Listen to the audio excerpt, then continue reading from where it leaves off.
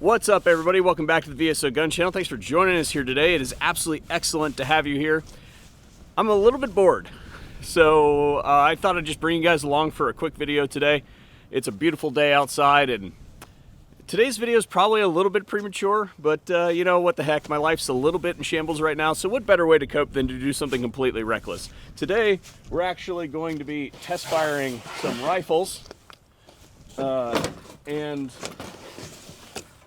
I've got 4 today that we need to test fire, but I'll just break one open here real quick so you guys can see.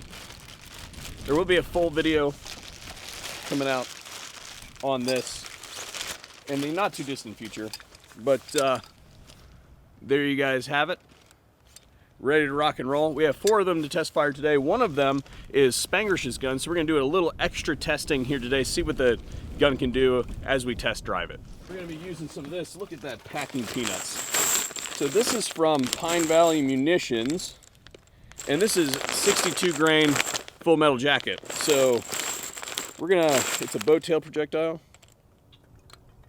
It says FMJ, it doesn't say boat tail. So it is 5.56 NATO. This is what we're going to be using to test fire today. It does look like it's been properly annealed. It looks like 5.56. So we're going to use this to test fire these rifles today. So 3-round test fire. This is just the blue version of the aluminum magazine.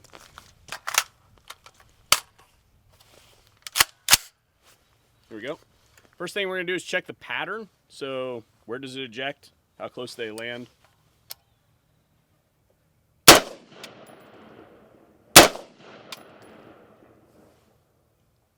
So I see 2 rounds there. We're gonna use the 3rd round to see if we can hit anything. And I missed a little bit to the right, but that casing landed pretty much in the same group, so that's good. We're gonna go ahead and inspect the casings real quick. So there's a few things that we can gather from looking at the spent casings. One, you know, where did they go? These ones went basically 4:30, 5 o'clock, something like that. I'm gonna call that perfect ejection. They all landed in a space about like that, which is also great consistency. And then there's really 2 other things that I like to look at. First, is there any drag on the firing pin? So basically, did the firing pin hit and then drag across the case any? That's typical of striker fired guns. An AR-15 is not a striker fired gun, but I have seen it before. So that can be a thing. If the firing pin's getting hung up, it can basically smear the impact on the primer. That tells you that it's putting stress on the firing pin. These look nice and crisp. The other thing that we can look at on the case is where did it hit the shell deflector? And a lot of times if a gun is overgassed, then it will smack the mouth of the casing and it will flatten that thing. And basically that means that the carrier speed's too high and it's smacking that and bending the case. You don't really care because the case is being ejected, and unless you reload, what's it matter? But what we want to see is exactly what we see here, which is right on the neck. There's an impact where that casing has hit at just the right point so that it deflects in the right direction. That means the casing is not being whiplashed into the shell deflector, and that also means that it's not being weakly ejected either, meaning that it's being hit up here, as in it's the casing doesn't have enough speed, and therefore it's basically getting hit a second time by the bolt as it's coming forward to eject it. That's obviously bad. But all of these casings show indications of impact on the neck. Back in the bag, casings in the box. I'm gonna go ahead and wash, rinse, repeat on the other 3 rifles, and then I'll meet you guys at the bench here in a second.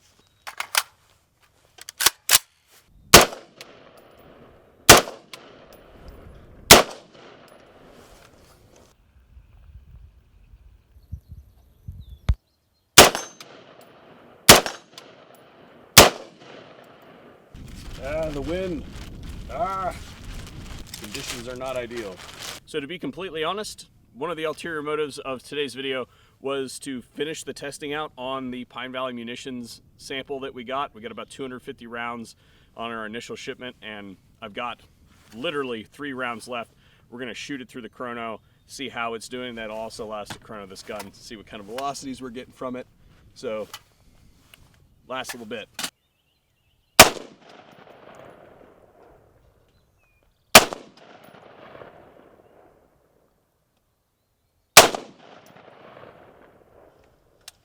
Well, it seemed pretty consistent to me. I do believe that we have an affiliate program set up with Pine Valley Munitions, so check the affiliates page, and I think there's some kind of discount through them. But anyway, without further ado, I have one more test that I want to run before we call it quits on the rifle for today.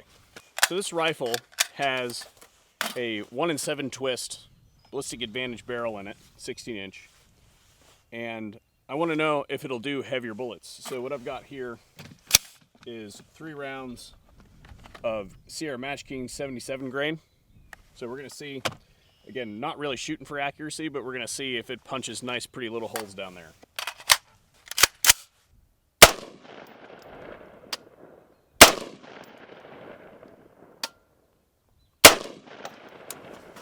Let's go take a look. Those look like nice round holes to me. We're gonna call it good for 77 grain. Alrighty, guys and gals, well, that about wraps it up for our behind the scenes look. I hope that you guys had a good time watching the video. I know that we're all kind of bored, sitting around waiting for the quarantine to end. We're no different. We're just trying to keep busy.